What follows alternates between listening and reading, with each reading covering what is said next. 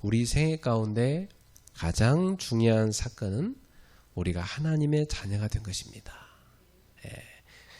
그렇다면 우리가 다른 사람에게 전달할 최고의 선물은 복음입니다.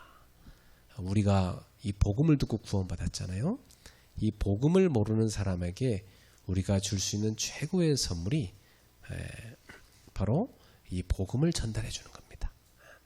여러분은 그러니까 그 선물을 받은 사람이니까, 그 가치를 아는 사람이니까 언제든지 전해줄 수 있겠죠.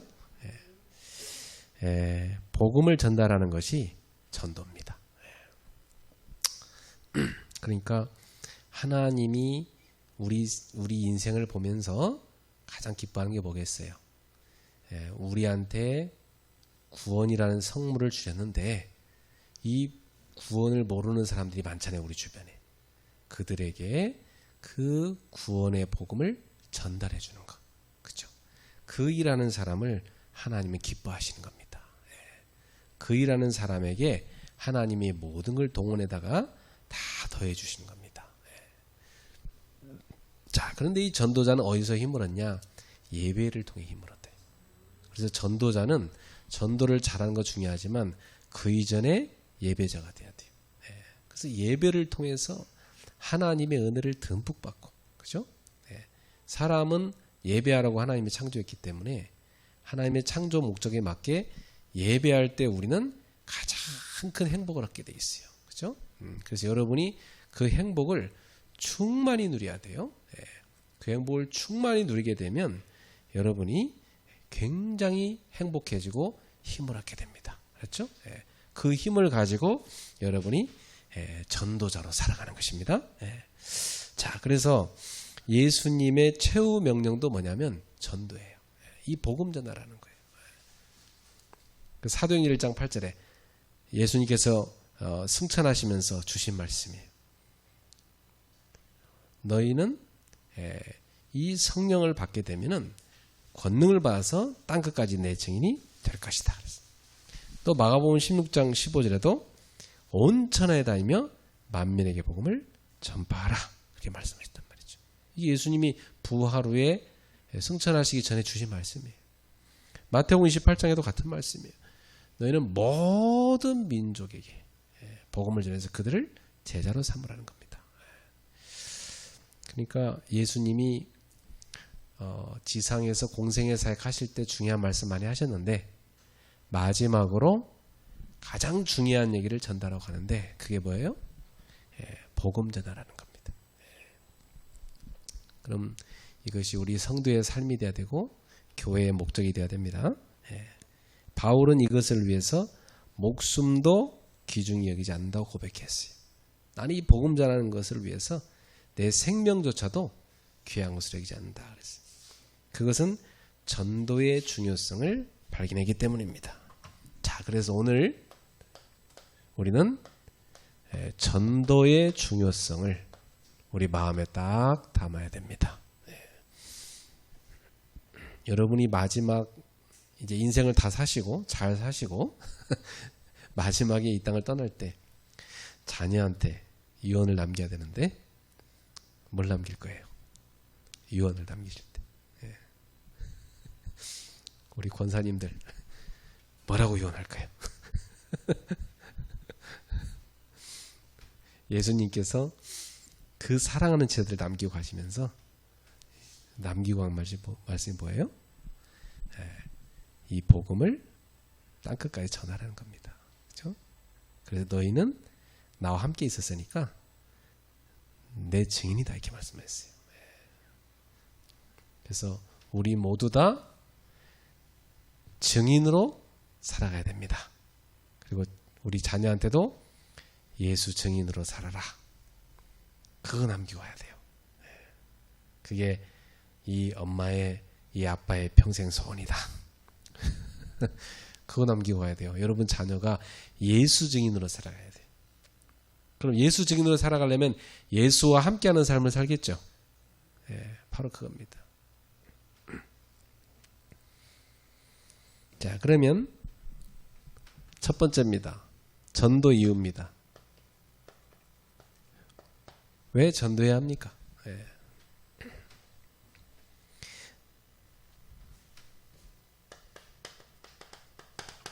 마태복음 4장 19절. 예수님 뭐라고 하셨죠? 나를 따라오라. 내가 너희로 사람을 낚는 어부가 되게 하리라. 열매 맺는 거 이전에 예수님하고 동행하는 게 중요합니다. 예수님을 따라가면 예수님이 우리를 사람을 낚는 어부가 되게 하리라 말씀하신 겁니다. 그리고 우리 보러 하라는 게 아니고 되게 할 것이다 그랬단 말이죠. 그렇죠? 그러니까 우리는 쓰임 받는 거죠. 그러기 위해서 요한복음 15장 5절에서 7절에 예수님께서 한 비유를 들었어요. 포도나무 비유. 나는 포도나무요 너희는 가지라. 그가 내 안에 내가 그 안에 거하면 사람이 열매를 많이 맺는다. 나를 떠나서는 너희가 아무것도 할 수 없다. 사람이 내 안에 거하지 아니하면 가지처럼 밖에 버려져 마르나니 사람들이 그것을 모아다가 불에 던져 사르느니라. 너희가 내 안에 거하고 내 말이 너희 안에 거하면 무엇인지 원하는 대로 구하라. 그리하면 이루리라. 이게 무슨 말씀입니까? 주님과 우리가 늘 동행하며 생명의 교제 가운데 있어야 한다는 얘기입니다. 여러분, 그러니까 전도자는 전도 이전에 중요한 게 뭐예요? 주님과 나의 영적인 교제가 잘 이루어지고 있어야 되는 겁니다. 그래서 이런 노래도 있죠. 오늘 집을 나서기 전 뭐 했나요? 기도했나요? 그 뭐냐면 집을 나간다는 건 뭐예요? 세상으로 나가는 겁니다. 현장으로. 그죠? 그 전에 주님과 교제하는 기도로 먼저 영적 무장을 했냐 이 말이에요. 항상 그렇습니다. 여러분이 집에서 나가는 순간 이제는 현장입니다. 그 전까지는 우리가 집에서 깊이 주님과 교제하는 시간을 가져야 돼요. 이것이 전도자에게 있어서 너무너무 중요한 겁니다. 그러니까 이렇게 되면 절로 어떻게 됩니까? 열매를 많이 맺느니라. 열매를 많이 맺느니라. 우리 신자는 사실 전도는 당연한 열매입니다. 그렇죠? 생명을 가진 나무가 자라면 당연히 생명의 열매를 그 나무에서 맺게 돼 있어요. 그렇죠? 열매 못 맺는 나무는 죽은 겁니다. 당연히 이 쭉 사과나무가 자라면 당연히 사과 열매를 맺어야죠. 뭐 이런 나무도 자라면 당연히 이파리가 맺어져야죠. 근데 아무것도 안 맺어진다. 이파리도 안 맺어지고 더 이상 자라지도 않는다. 그건 죽은 나무입니다. 그렇죠? 여러분은 죽은 신자가 아니잖아요. 살아있는 신자입니다. 여러분 안에 예수 생명이 있습니다. 그분과의 교제를 깊이 누리시길 바랍니다. 두 번째, 왜 전도해야 됩니까? 전도는 사탄, 마귀의 세력을 꺾는 겁니다. 그래서 요한일서 3장 8절 또 사도행전 10장 38절. 자, 이게 먼저 사도행전 10장 38절 보니까 하나님이 나사렛 예수에게 성령과 능력을 기름 붓다 했음에 그가 두루다니며 선한 일을 하시고 마귀에게 눌린 모든 자를 고치셨다 그랬어. 예수님은 마귀를 꺾으시고 마귀에게 눌린 모든 자를 고치셨다. 요한일서 3장 8절에는 하나님의 아들이 나타나신 것은 요 마귀가 하는 일을 멸하려 하심이니라. 에베소서 2장 2절. 그때 이 말은 너네 불신자 시절에 그 말입니다. 불신자 시절에 이 세상 풍조를 따랐다. 공중의 권세 잡은 자를 따랐다. 그게 뭐예요? 세상 풍조가. 늘 우상숭배했던 삶입니다. 그렇죠? 예. 그러니까 이전에는 여러분이 그게 마귀한테 잡힌 건지도 모르고 우상 앞에 가서 핀 겁니다. 그렇죠? 제가 전도하고 쫙 이제 교회로 돌아오는 길에 도로가에서 어떤 사람이 차 옆에서 일어났다 앉았다 일어났다 앉았다 이러는 거예요. 그래서 뭐 하는 거지? 이상해서 가까이 가서 이렇게 살짝 창문을 열고 봤어요. 그랬더니 차 앞에다가 돼지 대가리를 놓고 절하고 있더라고. 우리 집사님 옛날에 많이 했죠. 네.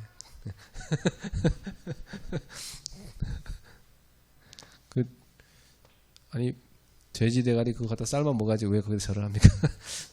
근데 참 희한한 것은 또 본인이 절해놓고 본인이 그 돼지 귀대기 잘라고 또 먹어. 참 희한한 짓들 하죠. 왜 그래? 사람들이 불안하니까. 불안하니까 마귀가 만들어놓은 이 틀에 딱 갇혀서 사는 겁니다. 예. 전도는 뭡니까? 마귀의 일을 멸하고 여기 있는 사람들을 건져내는 겁니다. 예. 그러니까 여러분 마귀가 제일 싫어하는 겁니다. 전도하는 걸. 안 그렇겠어요? 예. 마귀한테 딱 잡혀있는 영혼을 가서 탁 뺏어오는 거예요. 마귀가 얼마나 싫어하겠어요. 제가 볼 때는 마귀는 전도하는 사람을 그렇게 싫어해요. 여러분 아셔야 돼요. 네. 그래서 전도하는 사람은 마귀가 총공격해요. 네. 여러분이 전도하는 사람으로 좀 오셨는데 치열하게 싸우고 계십니까?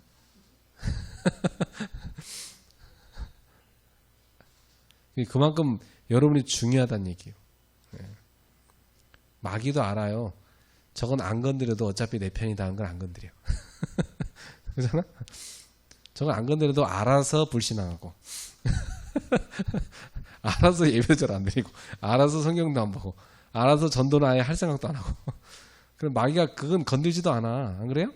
어차피 그냥 마귀 심부름하면서 하는 거니까 놔두죠. 마귀가 되게 긴장하고 막 째려보고 호시탐탐 노리고 저것을 꺾어야지 하는 그게 누구냐면 전도자예요. 생각해봐요. 제가 살던 시골에도 다 우상숭배하는 마을이었는데 거기 전도자 한 분이 들어와서 전도를 하기 시작한 거예요. 그러니까 우상숭배하는 사람들 막 제사 지내는 사람들이 예수 믿고 바뀌잖아요. 그러니까 어느 날 마을에 전도가 자꾸 되더니 교회가 세워진 거예요. 거기에서 여러 명의 목사가 나왔어요. 우리 집안에서 2명 나왔어요. 우리 형 나오고 나 나오고. 네. 앞으로 더 많이 나오겠죠. 네. 그럼 생각해봐요. 그 전도자 한 명이 들어가니까 그 마을이 완전히 역살나잖아요. 그러니까 마귀가 볼 때는 이 전도자는 너무너무 싫은 거예요. 그래서 여러분 사도행전에 보니까 전도하는 사람들을 그렇게 교권이 공격하잖아요. 그렇죠? 예. 기존의 그 기득권들이 공격해요. 여러분 우리가 아침마당 나가서 만약 나오라고 한다면, 그죠? 나오라 한다면 아침마당 나가면 거기서 그 아침마당 그 진행하는 스태프들이 말하면 제발 목사님 그 성경 얘기는 좀 빼시고 전도하는 얘기 좀 빼시고 이렇게 착한 일 한 거 그것만 말하라고 그래요. 착한 일 막 가서 하고 배고픈 사람 국수 삶아주고 온 세상의 거지들 다 밥 주고 이러면은 알아서 소문 나가지고 방송국에서 찾아옵니다. 그렇죠? 근데 만약에 오직 복음만 열심히 전하면 전도하는 교회는 막 사방에서 힘 합쳐서 공격합니다. 그게 교회 역사였어요. 그러니까 여러분은 전도자로 산다는 것은 마귀의 최대 원수로 산다. 그렇게 보시면 됩니다. 아시죠? 옆 사람한테 인사합시다. 당신은 마귀의 원수입니다.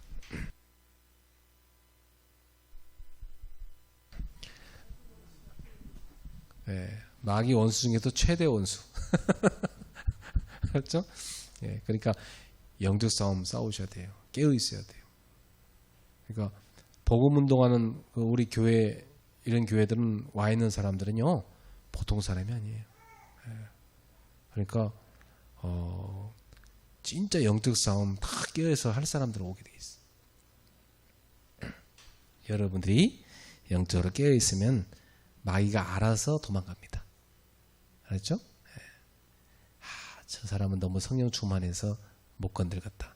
알아서 도망갑니다.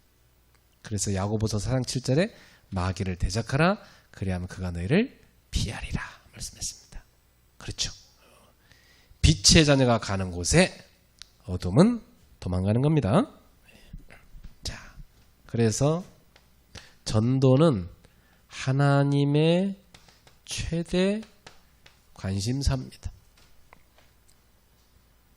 사도행전 7장 56절 여기 보면 스데반이 돌에 맞아 순교하는 장면이 나오죠. 그때 스데반이 순교하기 직전에 영안이 열렸죠. 하늘을 보니까 하늘이 어떻게 했어요? 열렸어요. 그죠? 예. 하늘 문이 열렸습니다. 그리고 그 하늘나라에 인자가 하나님 우편에 서신 것을 보노라 그랬어요. 인자는 누구죠? 예수님이죠. 예수님이 서 계시죠. 하늘문이 탁 열리고 예수님이 딱 서 계십니다. 보통 성경에 보면 주님이 하늘보좌 우편에 앉아 계시다 그러거든요. 우편이란 건 뭐냐면 모든 정권을 위임받은 자리를 말해요. 그러니까 하나님 아버지 성부 하나님으로부터 정권을 다 위임받은 자리. 그게 우편을 말하거든요. 그럼 예수님이 모든 정권을 받으셨고 보통 앉아 계시다고 나오는데 여기는 뭐예요? 서 계시다고 되어 있잖아요.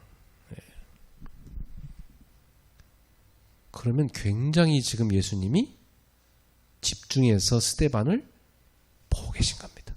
그리고 스데반이 올 것을 알고 맞이하려고 서 계신 거죠. 그리고 너무 중요한 싸움을 응원할 때는 앉아서 응원하지 않습니다. 그렇죠, 여러분?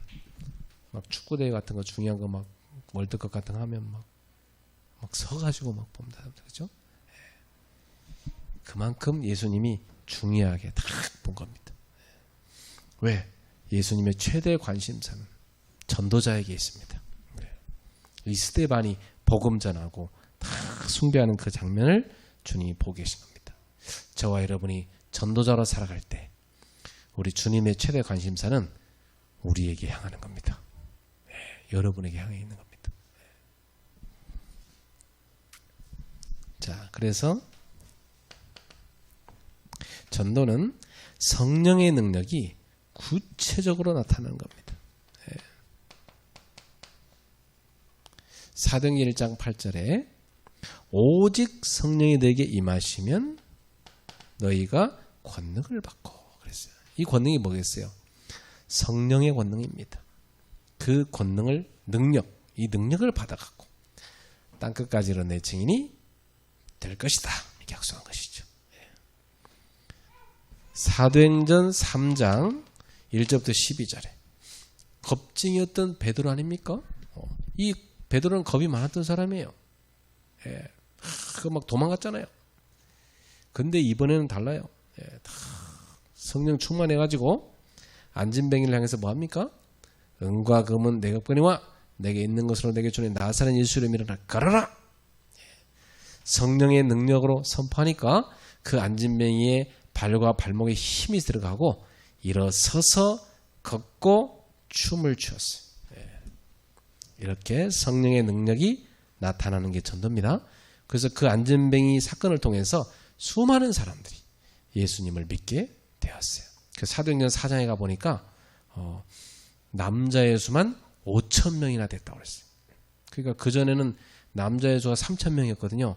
근데 이제 남자만 5,000명. 제자가 확 늘어난 거죠. 이 사건을 통해서 전도가 또 된 겁니다. 사도행전 8장 4절에서 8절. 빌립이 사마리아 성에 가서 백성들에게 그리스도를 전파했어요. 전도는 뭐 하는 거예요? 그리스도를 전파하는 겁니다. 그랬더니 그들에게 붙었던 더러운 귀신들이 나가고 그들의 병이 치유되는 역사가 났습니다. 전도할 때 흑암이 꺾이고 귀신이 나가고 치유되는 역사가 실제로 일어나는 겁니다. 예. 저는 현장에서 예수 이름으로 귀신 쫓겨나가는 거 많이 봤고요. 실제로 병이 낫는 것도 봤어요. 예. 그렇습니다. 하나님이 데려가는 사람도 있지만 쓸 사람은 또 치유하시기도 합니다. 이것도 하나님 주권 속에 있어요. 예. 병이 꼭 낫는 것만 역사는 아닙니다. 하나님 나라에 먼저 가는 것도 축복이에요. 예. 근데 하나님이 이 땅에 남겨놓는 사람이 있어요. 그 사람은 또 살아서 할 일을 다 하라는 거죠. 예. 자, 중요한 것은 우리가 복음 전할 때 성령의 능력이 나타나는 겁니다. 그러니까 전도라는 것은 설득 갖고 되는 게 아니기 때문에 성령의 능력 얻지 못하고는 절대 할 수 없습니다. 전도자에게는 하나님이 성령 충만과 능력을 더하여 주시는 겁니다. 우리 성도 여러분이 전도자로 살아가시기 바랍니다.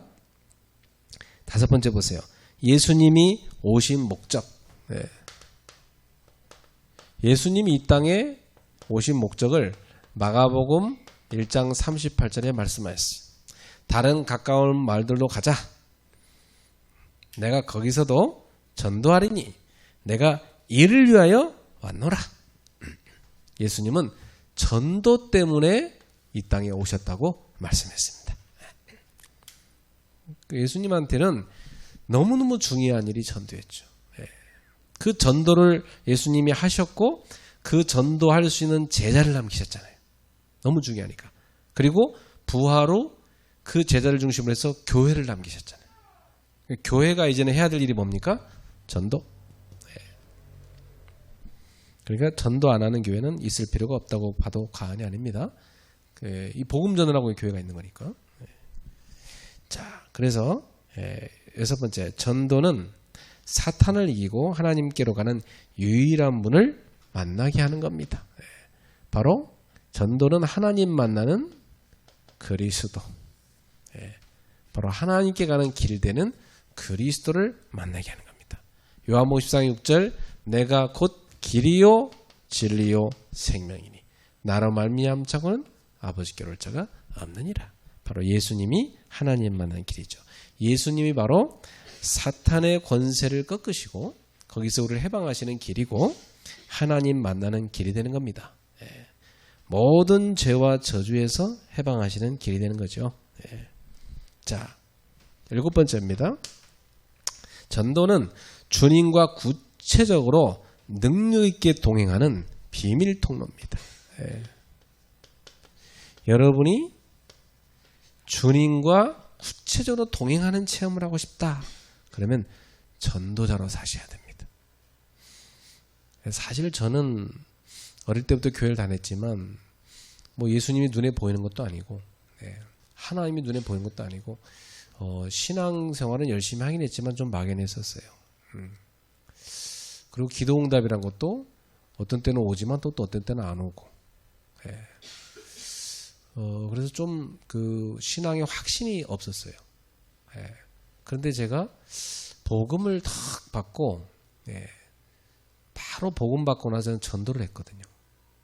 전도를 하러 갔는데 하나님이 나와 동행하는 것을 제가 너무나 많이 체험한 거예요. 야, 어쩜 이렇게 하나님은 구원받을 자를 완벽하게 준비해놓냐. 그래서 제가 제일 처음에 전도한 데가 애경백화점 앞에 전도했거든요. 저 구로동에 가보면 그 백화점에 보면 시계탑이 있어요. 거기 사람들 약속 많이 해요. 근데 내가 거기에 제가 청년들 데리고 제가 청년 회장할 때 했어요. 청년을 데리고 우리 전도로 가자. 막 갔어요. 거기 앞에 그 애경백화점 앞에 전도 이렇게 하는데 사람들 뭐 어차피 친구 만나야 되니까 뭐 누구 만나야 되니까 기다리잖아요. 기다리고 있으니까 무슨 이제 제가 얘기하면 자기도 시간 되니까 대화를 해요. 그럼 제가 쭉 대화하면서 복음 전하는 거예요. 예수님 믿으라고. 근데 참 놀라운 것은 구원받을 사람은요, 예수님 딱 전하고 영접 딱 하고 그러고 나면 약속된 사람이 딱 와요. 예. 그것도 어떤 사람은 1시간 늦게 와, 약속한 사람이. 그래서 제가 그걸 아는 거예요. 아, 약속을 꼭 잘 지키는 게 좋은 건 아니다. 예. 사람들은 막 약속 안 지키면 막 미칠라 하잖아요. 그죠? 근데 이 전도자는요, 그 약속을 지키자 할 때 그것도 물론 잘 지켜야 되겠지만 더 중요한 것은 한 영혼이 사는 게 더 중요한 겁니다. 그래서 약속을 잘 안 지키는 분들, 좀 늦게 오시는 분들이 상당히 도움된다. 전도할 때는. 왜냐하면 그 사람이 늦게 와가지고 이 사람들한테 전도 다 했어요. 그러니까 저는 어떻게 하면 되느냐. 하나님이 그 사람 늦게 오게 만들었다. 정말 믿어지더라고요. 실제로 이제 그걸 보고 체험하다 보니까 자기 오늘 뭐 누구 약속했기 때문에 시간 다 해서 안 된대. 그래서 그래요. 뭐 오시면 제가 그만할게요. 그래서 그럼 하라고 뭐 그러더라고요. 그래서 근데 1시간 돼도 안 와. 다 그 사람 막 감격해서 영접하고 뭐 고맙습니다 막 이러고 그러고 나니까 딱 와요. 근데 어떤 사람은 약속 시간도 안 되는데 먼저 와. 야, 이 약속 너무 빨리 일찍 오는 이것도 방해되는 거야, 전데. 그래갖고 복음 채 전하지도 못하게 몇 마디 했는데 그냥 딱 와버려서 안 돼. 그래서 하나님의 은혜가 임한 사람이 있고 하나님의 은혜가 임하지 못하고 마귀가 붙잡아서 끌고 간 사람이 있구나. 복음 전에 보면요, 이 사람이 복받은 사람인지 저주받은 사람인지 바로 보면 됩니다. 이 복음을 충분히 받고 그렇게 되는 거 방해받지 않고 하나님이 딱 지켜주는 사람이 있어요. 이 사람 복받은 사람. 근데 딱 복음만 전하려고 하면 따라랑 전화 오고 영접기도 하려고 하는데 탁 와서 낚아채고 그런 거 많이 체험했어요. 그리고 하나님이 전도하러 가는데 모든 막힌 걸 뚫어주는 것도 많이 봤어요. 그래서 하나님이 정말 나와 함께 하시는구나. 이걸 너무 많이 체험했고 꼭 그 지역에 필요한 사람을 하나님 준비를 하는 것도 봤고 러시아 가서 전도를 하는데 모스크바 대학은요 이 통행증이 없이는 못 들어가요. 그리고 거기 학생 아니면 못 들어가요. 미리 다 약속과 허락 받아야 되거든요. 근데 우리는 다 들어갔어요. 왜냐하면 거기에 그 수의 아저씨가 고레인이었어요. 이 고레인 아저씨가 다 같은 그 핏줄이라고 불신자인데 우리 다 들어가게 해줬어요. 하나님이 이렇게 역사하는구나. 참 전도할 때는 하나님은 생각지도 못한 사람까지 다 쓰시는구나. 그렇죠. 그야말로 그 가나안 땅에 들어갈 때 라합 같은 그런 여자를 하나님 준비해놔 가지고 다 그 가나안 정탐꾼들을 숨겨주게 만들었잖아요. 그렇게 하나님이 불신자 중에도 예배하는 사람을 다 해놨더라고요. 완벽하게 역사하십니다. 여러분이 정말 주님과 동행하는 걸 체험하고 있습니까? 전도하셔야 돼요. 마태복음 28장 20절 너희는 가서 모든 민족 제자 삼아라. 그런데 그 일을 너희가 할 때 볼지어다 내가 세상 끝날까지 너희와 항상 함께 있을 것이다 약속했습니다. 마가복음 16장 20절 보좌 우편에 앉으신 예수님께서 제자들에게 함께 역사하셔서 이 복음을 다 전파하게 만들어 주셨습니다. 그러니까 지금도 그 주님은 우리와 함께 하시는 겁니다. 주님이 나와 동행하는 그 비밀 통로, 그것도 능력 있게 동행하시는 비밀 통로, 그걸 체험하는 게 전도입니다. 그다음 8번째, 전도는 세계를 변화시킬 수 있는 유일한 길입니다. 여러분이 볼 때 이 세상은 정말 끝없이 이 멸망길로 가고 있잖아요. 그야말로 사람을 변화시켜야 되고 지역과 민족과 나라를 변화시켜야 되는데 이걸 어떻게 변화시키냐 이 말이에요. 근데 제가 어저께 얼마 전에 우리나라에서 했던 그 빌리그레암 그 전도 대회 50주년 하는 걸 제가 어제 밤늦게까지 쭉 다 봤거든요. 한 2시간 50분짜리인가. 그런데 그걸 쭉 다 봤어요. 빌리그레암 아들이 이번에 집회 때 왔어요. 예. 근데 빌리그레암이 지금 2023년이잖아요. 예. 1973년, 예. 50년 전에 예. 여의도 광장에서 우리나라에서 전도대회를 했거든요. 그때 박정희 대통령이 다 승인해주고 해가지고 군인들이 막 다 밥 차며 물 차며 막 다 와서 도와주고 우리나라에 무려 100만 명이 하루에 100만 명씩 그러니까 3일 동안 집회했으니까 통계를 내봤더니 약 320만 명 하루에 100만 명 넘게 몰렸어요. 그 당시에 여의도 광장 꽉 채웠어요. 여러분 100만 명이라는 숫자 엄청납니다. 세계 전도 대회 역사 가운데 그렇게 많이 모인 예는 없어요. 한국이 최초예요. 그러니까 그때는 나라에서 아예 그냥 다 지원해줘 버렸어요. 그리고 전국의 교회가 다 힘합쳤어요. 쫙.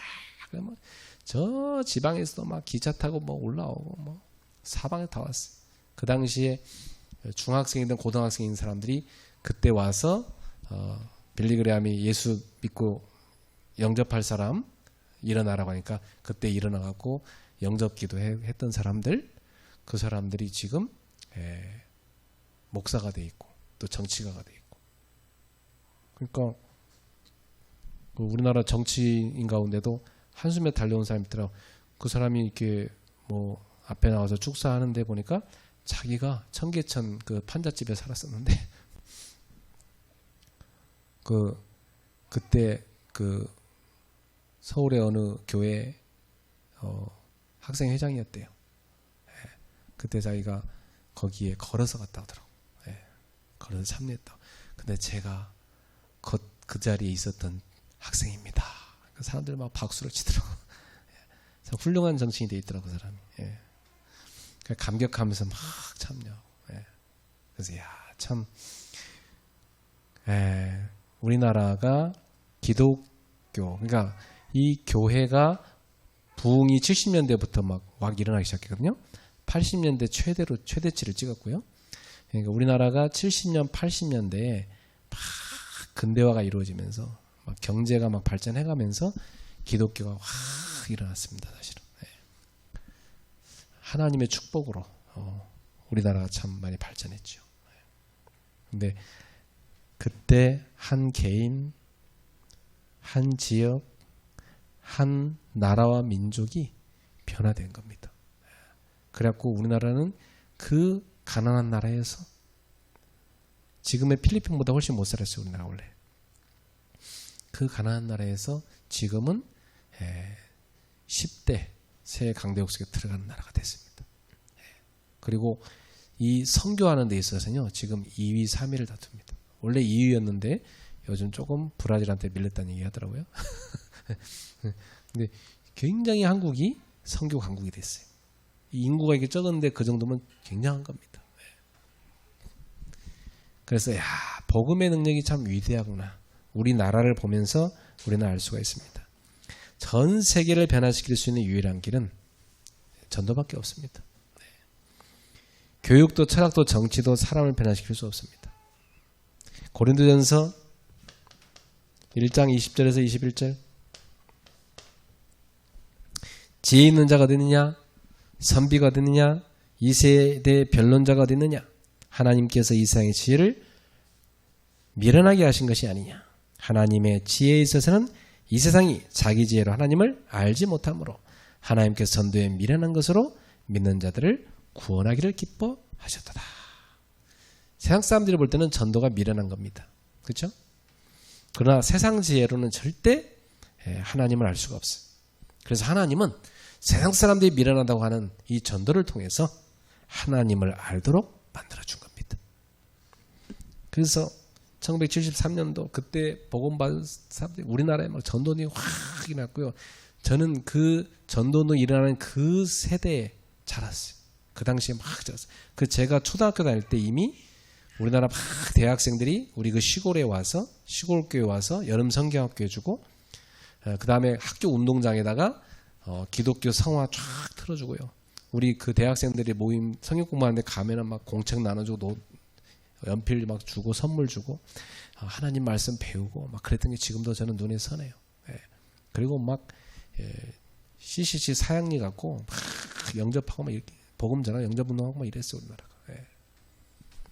그리고 저도 중학교 때 벌써 그래서 CCC 사형리 10단계를 다 배웠어요. 이 정도로 복음, 전도를 통해서 세계를 변화시키는 겁니다. 그럼 지금도 우리 단체 보세요. 지금 막 전도운동 하니까 전 세계에서 지금 한국으로 몰려오잖아요. 뭐 하려고? 복음 훈련 받으려고. 전도 훈련 받으려고 몰려오고 있다니까 지금. 놀라운 일이죠. 그래서 우리는 지금 세계화가 돼 있잖아요. 여러분 세계 랩넌트 대회나 뭐 세계 선교 대회 이거 보세요. 막 전 세계에서 확 몰려옵니다. 복음 전하는 것밖에는 세계를 변화시킬 방법이 없습니다. 하나님이 그걸 우리한테 주신 것입니다. 여러분들도 세계를 변화시키는 이 전도의 대열에 부름받은 사람들입니다. 자, 전도는 하나님의 참 축복을 받는 길입니다. 정말 참된 축복을 받고 싶으면 전도해야 됩니다. 마가복음 10장 29절부터 30절입니다. 예수님께서 말씀했어요. 내가 진실로 너희에게 이르노니 나와 복음을 위하여 집이나 형제나 자매나 어머니나 아버지나 자식이나 전토를 벌인 자는 현세에서 집과 형제와 자매와 어머니와 자식과 전토를 100배나 받되 박해를 겸하여 받고 내세 영생을 받지 못할 자가 없느니라. 현세에 있는 모든 것에 대해서 몇 배? 100배. 네. 그리고 내세 영생.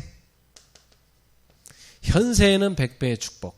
내세에는 영생. 그게 뭐라고요? 그게 전도라는 겁니다. 그러나 진짜만 이걸 해야 되기 때문에 뭘 겸하여 받는다? 박해를 겸하여 받는다. 여러분 전도자의 길은 뭐예요? 박해받는 길이요. 네. 우리 다솔 집사 어머니 오셨는데 그러시더라고. 네. 불신자 집에 시집 갔는데요. 제사할 때 한쪽 방에서 이렇게 본인은 기도하고 있는데 시어머니가 와가지고 막 욕을 바가지로 하고 제사 안 지낸다고 막. 근데 그 욕 다 먹으면서 막 기도하고. 나중에 그 시어머니 예수님 믿게 되고 제사 끊어지고 집안이 복음화 됐다고 말씀하시더라고요. 그렇죠. 박해 받아도 그것이 100배 축복, 영생의 축복 된 겁니다. 그죠? 감사한 일이죠. 그러니까 여러분 전도 운동하는데 박해가 오면 당연하게 여기라 했어요. 당연하게 여겨야 됩니다. 오히려 기뻐하라고 그랬습니다. 우리 유건사님 집안에 가보고 난 깜짝 놀랐는데, 야 완전히 막 그 뭐야 그 우리나라의 원불교, 야 완전 골수 집안이더만 막. 그냥 그 우상 숭배 집안에서 저 권사님이 나왔다는 게 기적 같더라고. 그래서 우리 유건사님은 존재 자체로 중요한 사람이다. 아니 그 우상 숭배 집안에서 빠져나왔고 예수 믿고 지금 전도자가 되는 자체가 축복이다. 다 마찬가지예요. 고집사님, 유집사님, 집안, 전집사님 다 우상숭배 집안이죠. 여러분 집안. 거기서 빠져나온 거 얼마나 축복입니까? 우리 한권사님 막 전도자가 되고 지금 손자른 잔 전도자를 키우고 있잖아요. 얼마나 축복입니까 이거. 이건 뭐 평생 감사할 것밖에 없어요. 여러분은. 따라합시다. 평생 감사합시다. 약속했어요? 불평하지 마세요 이제. 항상 구원받은 거, 전도자로 부름받는 것만 해도 감사하고 살아야 돼. 나는 진짜 이 복음 알고 나서는요, 감사를 억지로 하는 게 아니라 할 수밖에 없다. 감사밖에 할 게 없다, 진짜. 바울처럼 복음 때문에 고난받아도 감사할 수밖에 없다. 복음 때문에 고난받는 것은 영광이다. 이 생각이 들더라고요. 여러분, 전도자로서 세계복음을 알 수 있도록 현세의 100배, 내세의 영생 반드시 누리게 되기를 축복합니다. 전도는 하나님의 나라에서 받을 멸류관을 예비하는 것입니다. 저와 여러분은 하나님 나라가 다 멸류관 받을 사람이죠. 고린도후서 5장 9절에서 10절입니다. 자, 같이 한번 읽어봅시다. 그런즉 우리는 몸으로 있든지 떠나 있든지 주를 기쁘시게 하는 자가 되기를 힘쓰노라. 이는 우리가 다 반드시 그리스도의 심판대 앞에 나타나게 되어 각각 선악간에 그 몸으로 행한 것을 따라 받으려 함이라. 다 심판대 앞에 서게 되고요. 행한 대로 다 받게 된다는 겁니다. 그 다음에 디모데후서 4장 1절 2절 읽어보겠습니다. 하나님 앞과 살아있는 자와 죽은 자를 심판하실 그리스도 예수 앞에서 그가 나타나실 것과 그의 나라를 두고 엄히 명하노니 너는 말씀을 전파하라. 때를 얻든지 못 얻든지 항상 힘쓰라. 범사에 오래 참과 가르침으로 경책하며 경계하며 권하라. 그러면서 디모데후서 4장 뒤에 가보면 너희를 위해서 뭐가 예비되어 있다? 의의 멸류관이 예비되어 있다 말씀하십니다. 하나님 나라에 들어가서 우리는 승리의 의의 멸류관을 다 받게 됩니다. 의인들만 쓸 수 있는 멸류관이죠. 이걸 우리 다 받게 됩니다. 그러니까 이 멸류관을 생각하면서 오늘도 우리는 감사하며 전도자의 삶을 지속해야 되겠습니다. 자, 그러면 이 전도자는 어떤 신분입니까? 고린도후서 5장 18절에서 20절 한번 우리 읽어봐야 되겠습니다. 같이 읽어봅시다. 모든 것이 하나님께로서 났으며 그가 그리스도로 말미암아 우리를 자기와 화목하게 하시고 또 우리에게 화목하게 하는 직분을 주셨으니 곧 하나님께서 그리스도 안에 계시사 세상을 자기와 화목하게 하시며 그들의 죄를 그들에게 돌리지 아니하시고 화목하게 하는 말씀을 우리에게 부탁하셨느니라. 그러므로 우리가 그리스도를 대신하여 사신이 되어 하나님이 우리를 통하여 너희를 권면하신 것 같이 그리스도를 대신하여 간청하노니 너희는 하나님과 화목하라. 여러분, 우리는 전도자입니다. 전도자는 어떤 직분이에요? 화목하게 하는 직분입니다. 누구를 화목하게 합니까? 하나님과 원수된 사람들을 하나님과 화목하게 하는 직분입니다. 그래서 이 화목하게 하는 말씀을 우리에게 부탁하셨습니다. 저와 여러분은 하나님과 원수된 사람들을 하나님과 화목하게 하는 말씀을 받은 사람입니다. 이 복음을 가진 사람이죠. 그래서 우리는 그리스도를 대신하여 뭐가 됐습니까?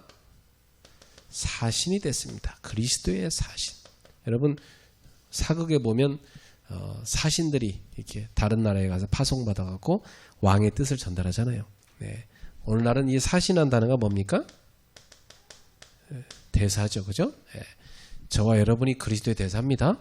그래서 그리스도를 대신해서 그리스도의 이 복음을 전파하는 사람들입니다. 그게 전도자입니다. 그러니까 불신자는 하나님의 진노 아래 있잖아요. 하나님과 원수되어 있잖아요. 근데 여러분이 그곳에 가서 하나님과 화목하게 하는 복음을 전파하는 겁니다. 그게 얼마나 중요한 사람입니까? 네. 그래서 그 진노가 거치고 하나님의 축복이 임하게 만드는 거잖아요. 네. 그러니까 참 전도자는 소중한 사람입니다. 네. 따라합시다. 나는 참 소중한 사람이다. 네. 그러니까 여러분들이 전도자를 귀하게 얘기해야 돼요. 그렇죠? 네. 참 귀한 거예요. 그러니까 저는 제 인생에 제가 전도자를 만난 거예요. 네. 저는 지금도 전도자들과 만나요, 계속. 예. 그 전도자들이 아까도 전도자들과 만나고 왔어요. 예.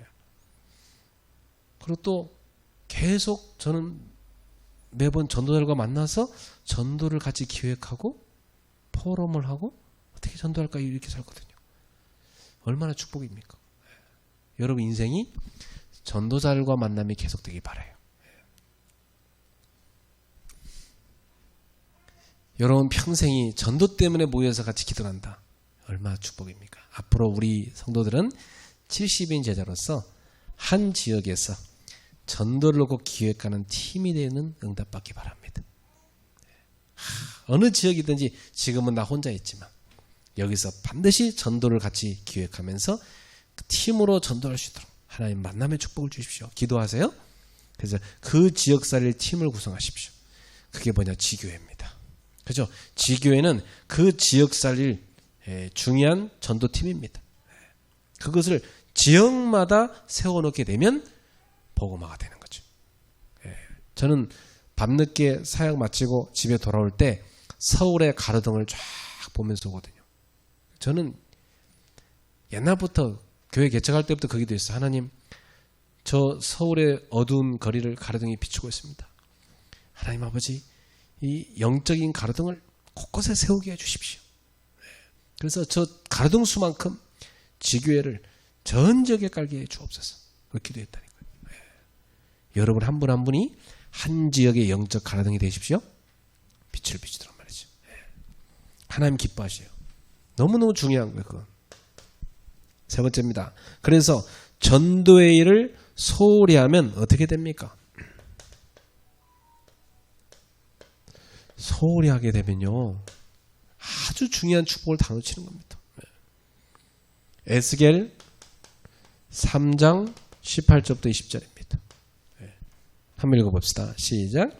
가령 내가 악인에게 말하기를 너는 꼭 죽으리라 할 때에 네가 깨우치지 아니하거나 말로 악인에게 일러서 그의 악한 길을 떠나 생명을 구원하게 하지 아니하면 그 악인은 그 죄악 중에서 죽으려니와 내가 그의 핏값을 네 손에서 찾을 것이고 네가 악인을 깨우치되 그가 그의 악한 마음과 악한 행위에서 돌이키지 아니하면 그는 그의 죄악 중에서 죽으려니와 너는 네 생명을 보존하리라.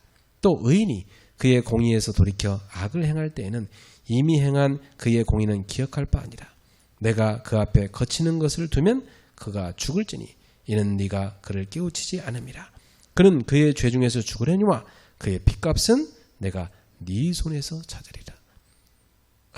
제가 이 성경 구절을 청년들한테 읽어줬더니 옛날에 한 청년 가운데 교사가 있었거든요. 그랬더니 그 교사가요, 학교 갈 때마다 자기 귀에 소리가 들린대요. 목사님이 그때 메시지 할 때 핏값 그러셨는데 저한테 귀에 자꾸 핏값 그러신다는 거예요. 그래서 어느 날 저한테 전화 왔어요. 목사님, 제가 과학 시간에요 애들한테 창조론 진화론 가르치면서 복음 다 전해버렸어요. 그러니까 이제 자기가 좀 살 것 같아. 핏값을 내는 것 같아. 여러분, 악인한테 그 악한 길에 돌이켜라. 그래서 여러분이 전해줘서 돌아오면 그 사람 사는 것이고, 여러분이 만약 전해주지 않으면 그 사람 멸망할 거고, 그 핏값은 전해주지 않은 너한테 찾겠다. 또 의인들도 아무리 의롭게 살았어도 죄악 가운데 걸어가면 하나님이 그 전에 의는 다 제해버리시고 이 사람 멸망하게 한다는 겁니다. 근데 그걸 네가 알려주지 않아서 멸망해버리면 그 핏값은 너한테 찾겠다고 그랬어요. 그래서 진짜 여러분, 이 전도를 소홀히 하면요, 그 멸망한 사람 핏값을 전도자한테 찾겠다는 거예요. 네. 무시무시한 말씀이에요. 네. 생각해봐요. 파수꾼과 똑같아요. 에스겔 3장에서는 파수꾼 얘기를 하면서 이 말씀 하시거든요. 네. 여러분, 다 파수꾼이 지킵니다. 적이 오지 못하도록. 근데 그 파수꾼이 직무를 소홀히 했어. 그냥 라면이나 끓여 먹고 그냥 퍼 잤단 말이야. 그럼 적군이 다 쳐들어와서 거기는 모든 동료들 다 죽였단 말이죠. 그러면 이 모든 책임 누가 져야 됩니까? 파수꾼 져야 됩니다. 영적으로 말하면 전도자는 파수꾼입니다. 저와 여러분들이. 답시다. 깨어있자. 깨어있어야 됩니다. 여러분이 깨어있어요. 여러분이 파수꾼이에요. 예. 그래서 이걸 아는 바울은 이렇게 고백했어요.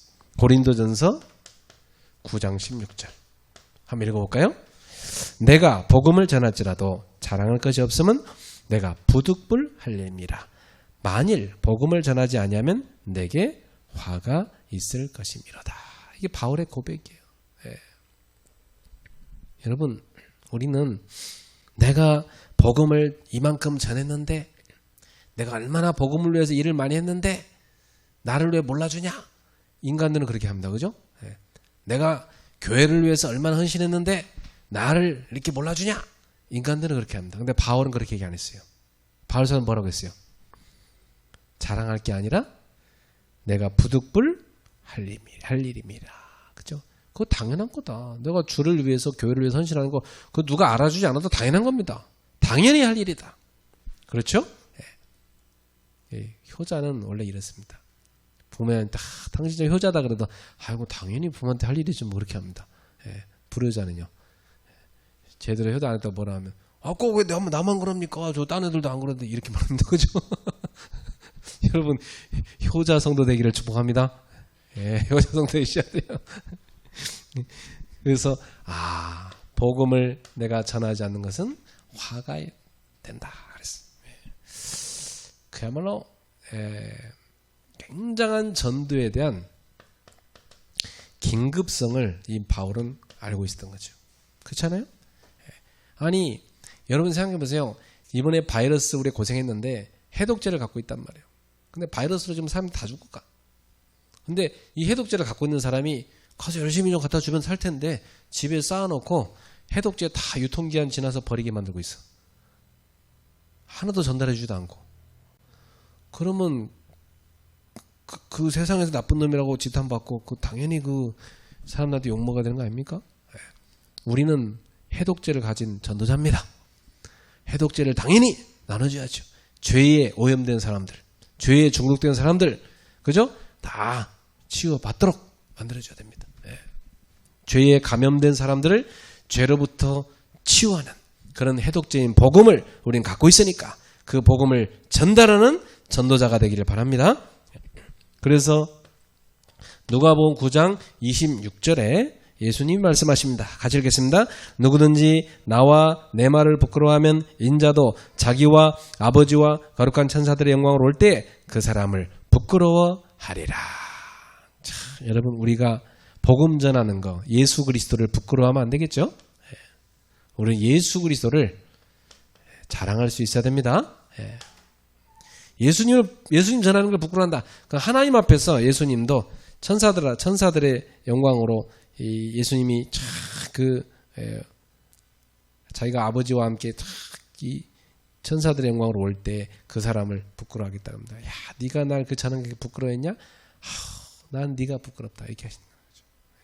그렇지 않고 야, 네가 나를 그렇게 자랑스럽게 복음을 전했느냐? 야, 난 네가 너무 자랑스럽다. 이럴 수 있는 하나님 자녀가 됩시다. 자, 결론 맺겠습니다. 세상에서 제일 중요한 건 뭐냐면 생명입니다. 그죠? 그 생명을 살리는 게 전도입니다. 그 생명을 살리는 중요한 소식이 복음입니다. 이 복음을 저와 여러분은 받았습니다. 그죠? 받았기 때문에 우리는 이 복음을 나눠야 될 중요한 의무가 있는 겁니다. 그럼 여러분 항상 생각하세요. 내가 거저받은 이 복음을 누구에게 전하면 좋겠습니까? 오늘 내게 한 영혼 보내주시옵소서. 다윗과 요나단의 찬양 중에 있어요. 길을 잃고 방황하는 저 영혼에게 오늘 내게 한 영혼 보내주시옵소서. 여러분 그 기도를 늘 하시기 바랍니다. 늘 하시면요 하나님 놀랍죠. 복음 받을 사람 딱 데려다놔. 아니면 여러분을 꼭 복음 받을 사람 앞으로 가게 만드시. 그렇게 하신다니까요. 한 영혼의 가치. 이걸 우리 가슴에 딱 품고 있어요. 예수님은 한 영혼을 살리기 위해서 그리스도를 십자가에 내어주셨잖아요. 그것이 하나님의 사랑입니다. 우리도 이러한 하나님의 사랑, 한 영혼에 대한 영혼 사랑의 마음이 저와 여러분 속에 회복되고 충만하기를 축복합니다. 너무 세상 삶이 찌들다 보면요, 먹고 사는 게 너무 힘들어가지고 진짜 그죠? 한 영혼에다가 같이 다 까먹습니다. 막 먹고 사는 게 힘들어, 그죠? 네. 걱정할 게 많아. 또 막 갈등할 거 많아. 그런 거 하다가 한 영혼의 그 사랑은 다 까먹어 버린다니까. 그 어느 날 보면은 이게 지금 구원을 받긴 했는데 영혼이 냉랭하고 하나님에 대한 사랑도 냉랭하고 영혼에 대한 사랑도 다 식어져 버리고 하나님 말씀 들어도 그냥 그저 그렇게 들리고 이렇게 돼버린다니까요. 큰일 납니다. 여러분의 심령은 뜨거워지기 바랍니다. 한 영혼에 대한 사랑으로 뜨거워지기 바랍니다. 그렇죠? 네. 한 영혼에 대한 사랑으로 뜨거워지세요. 한 권사님 그 어린 생명 안고 있으니까 가슴이 뜨겁죠. 네. 영적으로 똑같아요. 그 어린 생명 한 영혼처럼 우린 전도에서 베이비, 영적인 베이비, 영적인 새 생명을 많이 낳아야 됩니다. 네. 많이 낳기를 축복합니다. 네. 기도하겠습니다. 하나님 아버지 감사합니다. 세상에서 가장 중요한 생명, 그 생명을 우리에게 주셨습니다. 그 생명을 받았으니 감격하며 누리게 하시고 이 생명 없는 영혼에게 전할 수 있는 전도자로 살게 하여 주옵소서. 하나님, 우리가 이 전도의 중요성을 망각하지 않게 해 주옵소서. 세상의 삶이 아무리 바쁘고 힘들다 할지라도 절대로 이 중요성을 놓치지 않게 하여 주옵시고 항상 전도의 중요성을 가슴에 간직하고 한 영혼을 사랑할 수 있는 영혼 사랑이 뜨거워지게 하여 주시옵소서. 그래서 전도자로 사는 성도들이 되게 하옵소서. 예수님의 이름으로 축복하며 기도합나이다. 아멘.